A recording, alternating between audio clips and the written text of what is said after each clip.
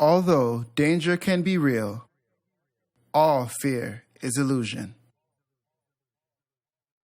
Hi, I'm HC, and watching this video until the end will help you understand yourself deeper than you understand it now. Stay tuned.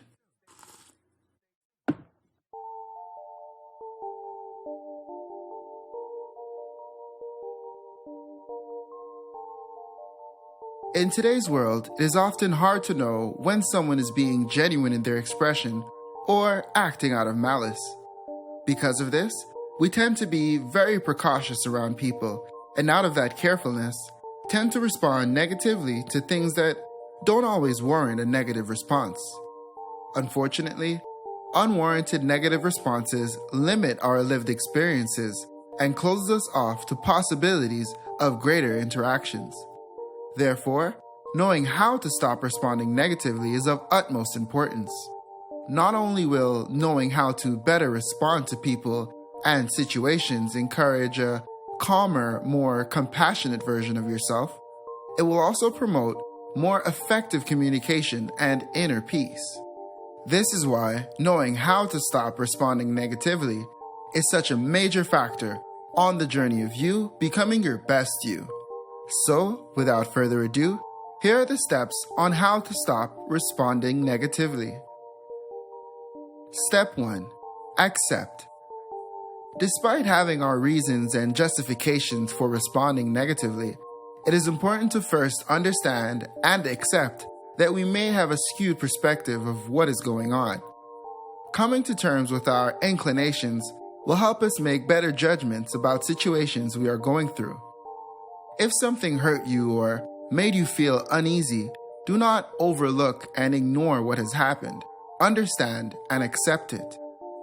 Through your acceptance, you will be able to react accordingly and thus move forward. In contrast, denial of how you feel or think, or simply ignoring it, will only lead to confusion and in some cases, more disrespect, whether it is intended or not. Step 2. Avoid prejudice. It is often much easier to assume the negative before considering the positive. But as the saying goes, when you assume, you are making an ass out of you and me. Prejudice is defined as an affective feeling towards a person, referring to a preconceived, usually unfavorable, evaluation of another person. Oftentimes, because of what we have been through in the past, it is much simpler to assume the worst of a person, despite not having the grounds to pass such judgment. In this circumstance, it is important to always think twice about why your first thought is negative, and understand that that reason is unique to a past situation, and thus every individual deserves the benefit of the doubt. Often, our mind's first reflex is to assume the worst in order to protect us from a pain that has scarred us in the past. However, this promotes a lifestyle of living in fear because by always trying to avoid what could potentially hurt us, we end up avoiding everything that may allow us to live a more fulfilled life. Always remember, although danger can be real, all fear is illusion. Protect yourself and live accordingly. Step 3. Examine yourself. To examine yourself means to consider that your assessment of a situation may be wrong. Ask yourself, why do you feel this way about the situation? Is it justified? This is a humble and more compassionate approach because it is allowing yourself to be open to the possibility of being wrong. Examining your own thoughts and emotions can be a great way to understand why you respond negatively in the first place. Once you understand why you are inclined to respond negatively, you can make better attempts at stopping those thoughts before they become action. Recognize your feelings of contempt and analyze what triggers those feelings. Labeling and understanding what triggered those feelings of contempt will be a key component to understanding why you respond negatively. To help with this, you can also practice meditation. Meditation is a great way to help you examine yourself to a more profound degree. Step 4. Address the situation. This means don't hold it in. Address it. If you feel misunderstood, confused, slighted, or even angry about a situation, gather your thoughts and express your truth, respectfully. You feel what you feel, and in the moment, you can't help but think the way you think. Speak your truth. Expressing yourself will free the negative expressive blocks you have inside. In contrast, by not addressing the situation, you risk holding on to it and carrying negative feelings into future situations, which only helps to create more negative thoughts and presumptions, leading you into a vicious cycle of continued perceived negative interactions. Even though we may have fears about how our truth may sound or be interpreted, respectfully expressing your thoughts is your truth, and truth begets truth.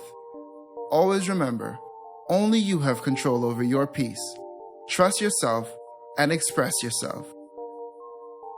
Step 5. Stop self-sabotage. Self-sabotage refers to behaviors or thought patterns that hold you back or prevent you from doing what you intend to do. Always remember, no matter what you may have been through, you deserve good things too. By always responding negatively, we are reciprocally feeding a negative narrative into our lives. And the more we feed that reality, the harder accepting positivity becomes. Sometimes everything we dreamed of will begin to come true, but because of our habits of responding negatively, we won't be able to recognize it when it does. Always remember, not because the past is filled with pain and agony that your future is bound for the same fate.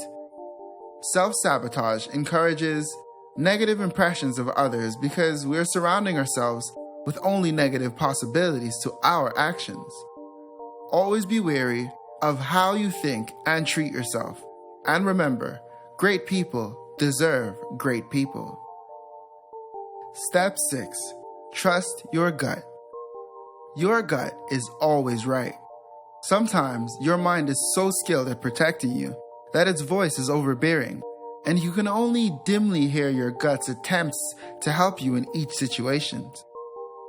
Trusting your gut will help your judgment and thus help you avoid interactions and situations that are not worth your time and your effort. Trusting your gut will help you avoid responding negatively because trusting your gut is having profound confidence in yourself to make the right judgment at the right time, promoting a fulfilled life that is true to you. You cannot believe that you deserve a fulfilled life if you also believe that everything that comes your way is negative. That is cognitive dissonance. Trust your gut and continue moving forward. So that's it, people. Those are the 6 steps on how to stop responding negatively and to start moving forward today. Thank you for watching this video until the end. You are appreciated. Post a comment below to let people know how responding negatively has affected your journey. Like and share this video. And remember to subscribe to this channel if you haven't already. I will see you here next time on Howell Consultations, the how-to being true to you.